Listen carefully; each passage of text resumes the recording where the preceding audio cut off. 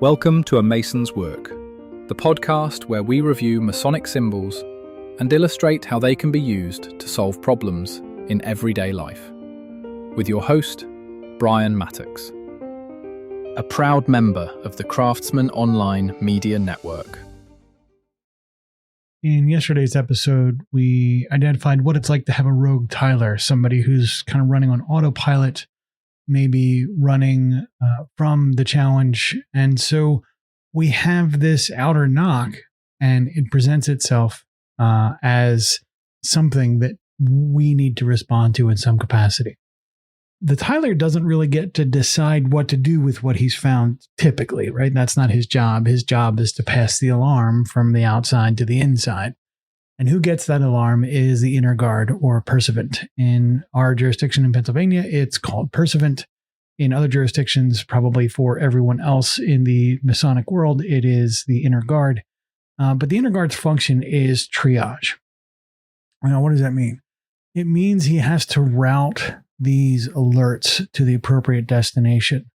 Now, your jurisdiction may or may not have some of these destinations present.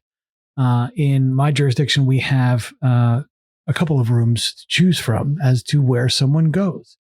We have an examining room, which is where a potential brother goes to be examined to determine if he's a Mason and can enter the lodge proper. We have a preparing room, which is where a prospect goes to determine, to get him ready to then go through the experience required to enter the lodge proper. And then we have the you can't get in at all, or you can get in directly to the lodge because we know you and you're a brother. Internally, that triage function represents the same kind of stuff.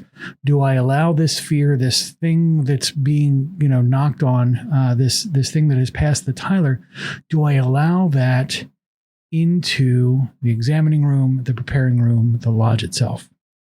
And he does that triage by a couple of sort of decisions. You're going to conduct this triage on yourself with a couple of things in mind.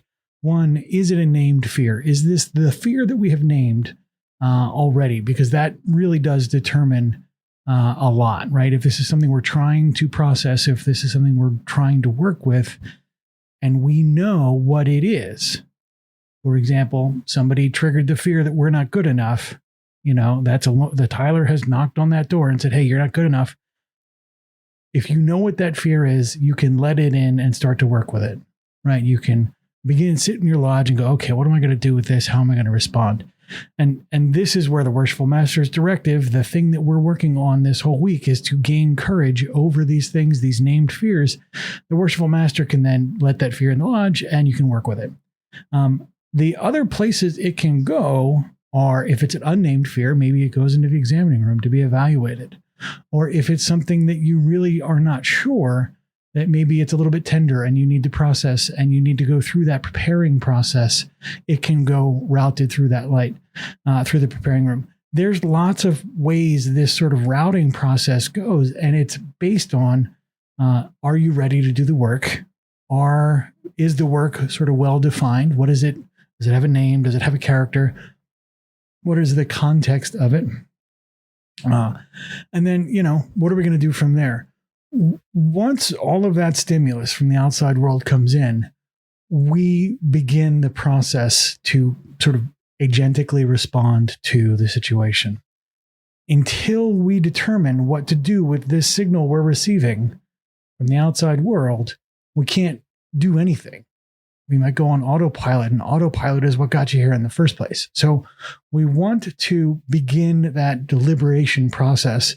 And that pursuivant is the speed run to get to a better answer right away.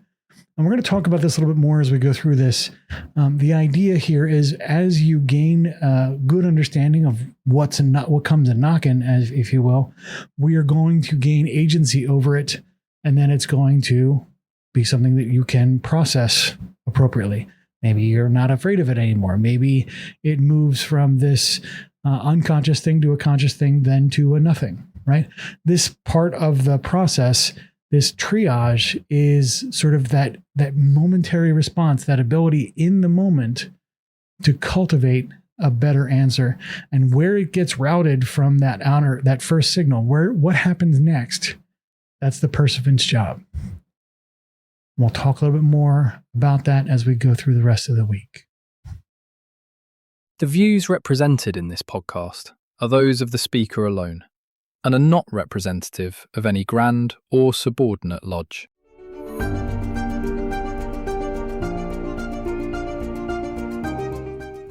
Hi, Brian here.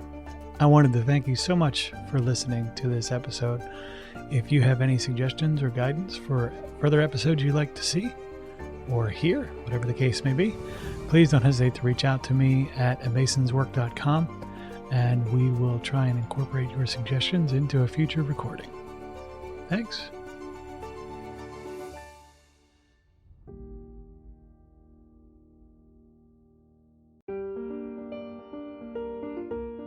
Freemasonry teaches us that the true work is within, a lifelong journey of reflection, discipline, and discovery. At A Mason's Work, we help Masons bring out their best selves through meaningful self-inquiry and symbolic practice.